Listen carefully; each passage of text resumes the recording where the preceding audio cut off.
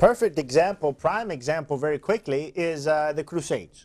Muslims always like to bring up the Crusades as an example of violence in the name of Christianity. That ranks right up there with them pointing to Hitler. Yeah, there you go. There you go. Once again, we're waiting for those 50 verses from Madawi, get your references. But, you know, here's the thing. Muslims like to point out, I was actually, let me just say this real quickly. I'm going to get to our two callers. Thank you for waiting. Listen carefully. I've been trained in a Christian seminary, which is an advanced college, upper level college for a university, for learning the Bible, learning how to share your faith with Muslims, among other things. And in this particular class, a missionary, Christian missionary, Mursalan lil Muslimin, to the Muslims, he said, he was basically saying, well, the Palestinian-Israel problem, you've got, now this is a Christian, he was saying, you got to understand that the Palestinians got a stronger case. And we said, okay, well, why is that? Because it's the Palestinians' land. They've been there for, whatever, 1,500 years. Or no, 1,400 years. I said, okay. And remember, the Jews basically took it by force. I said, okay. I said, but what about 1,400 years ago, when the Muslims came in and took it from the Jews and the Christians by force? Oh, well, that's a long time ago. We don't think about that. What's the difference between 50 years, 60 years ago, or 50 years ago, and 1,400 years ago? How did Islam take Jerusalem?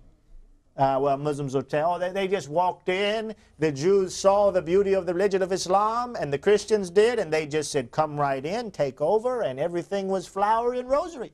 But, of course, when we look at the actual source documents in books like the one, what's that book, The Legacy of Jihad, by Andrew Bostrom, and then also by Islamic Imperialism by Ephraim Karsh, we see source documentation that the Muslims took the land of Israel by force, as they did Egypt and other places. Yes, some places there was less resistance than others. Medina.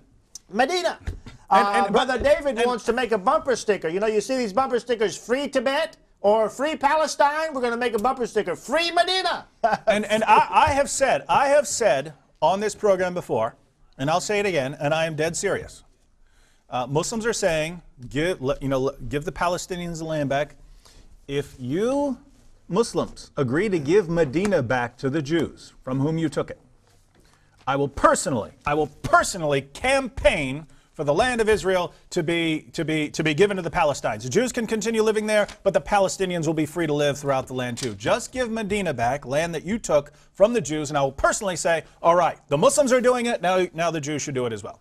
But because, in other words, I would be consistent. If you're going to give their land back, they should get some of their land back. But what I see now is the Muslims take, and if anyone does anything to resist them or to stop them, then okay, you have to be slaughtered, and we're going to blow up your buses, and we're going to blow up your houses, and we're going to blow up everything we can blow up.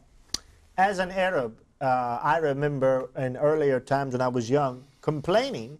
Well, Israel it's always a double standard. The UN doesn't always put this upon Israel as they do upon other nations, and I think there might be some truth there, and yet here we have the double standard again. Okay, double standards aren't good, but what about Islam? Let's flip the coin. Let's apply the same standard, as David said, the same standard that Muhammad and his relationship with the Jews in Medina to the Jews and the Palestinians there in Israel. And we find that Muslims simply will not accept the same treatment.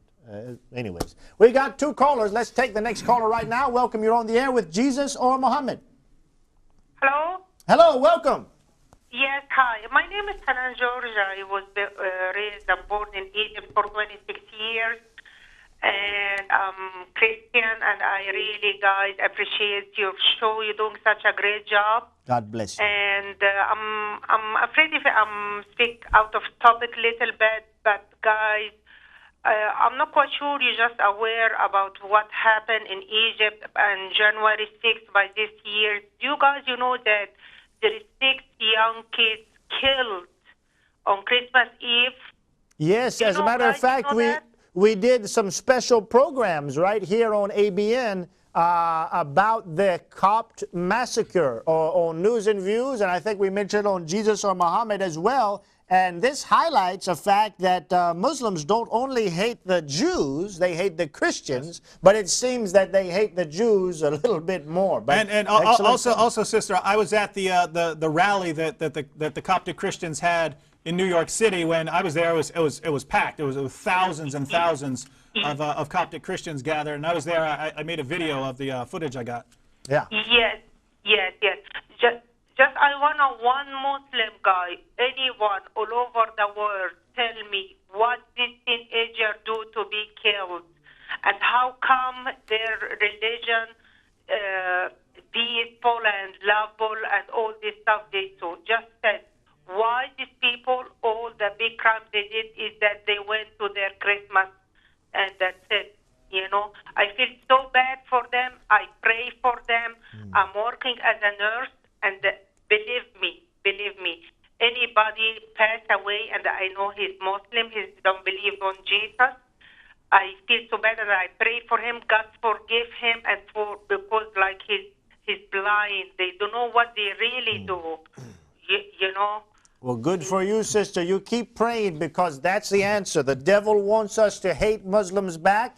Madawi would try to trick everybody and make us believe that the Bible teaches us to hate. But you're exactly right, sister. The Bible teaches us to love our enemies, to pray for them, and you're doing exactly what Jesus taught. Thank you for being a wonderful witness. May God make you salt and light to everyone that you meet, especially in the profession and the calling that God has called you into. Thanks so much, sister, for your call. God bless you. Thank you so much, and God bless you.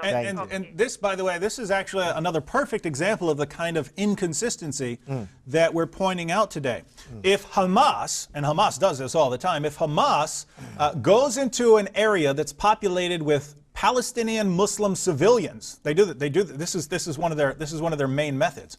They'll go into an area populated with civilians, Muslim civilians. They'll launch some missiles at Israel from that area, and Israel will launch a counterstrike to the same area, blowing up civilians, and then Hamas says, oh, look at this, they're blowing up civilians, how horrible. Well, who got those civilians killed? Hamas did. Hamas did this. Now, if Hamas launches a missile strike from an area populated with Muslim civilians, and Israel returns fire and kills some civilians, Muslims around the world will call for a new Holocaust. We need Hitler again. Back to the ovens. Nuke Israel because of what they've done. When a group of Christians is killed just for trying to go to a Christmas service, perfectly acceptable, and you don't hear a peep out of Muslims anywhere in the world practically.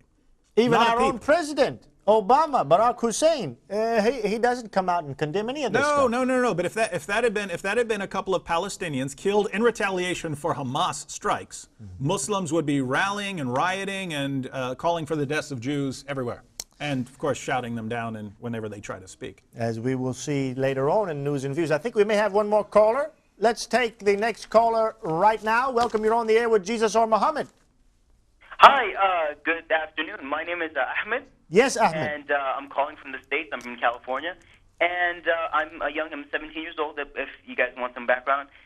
First of all, I am a little disappointed in the callers you've had in the past, especially your Arab callers, predominantly Arab callers, that have called in and are a little bit, I don't mind my saying, bigotry, that express a lot of bigoted views, on both sides. And I think, as a younger generation, I'm a Muslim. I'm a fully devout Muslim. And what I see I've seen your program a few times, and hopefully I can be a regular. I have seen that the things you've mentioned, a few points that hopefully I can separate this into two parts. Firstly, into the politics of it, and then your topic for today, Islamic anti-Semitism. A few points that you just made earlier, that I feel like I must respond to. First is the difference because you do have a predominantly Arab audience, and that's who the target is. But you just mentioned a few points of overgeneralizations, I believe, of different group factions like Hamas and certain extremists on one side that characterize the entire faith. Now, as a Muslim myself, I completely I condemn the death of any civilians, Christians, Muslims, or Jews alike, no matter of what faith or what nationality. So let's clear that out of the way. Islam, of course, you must know the. Okay, Ahmed. Okay, Ahmed. I just need to stop you just for a moment. You just Sure. said that as a Muslim, young Muslim, you condemn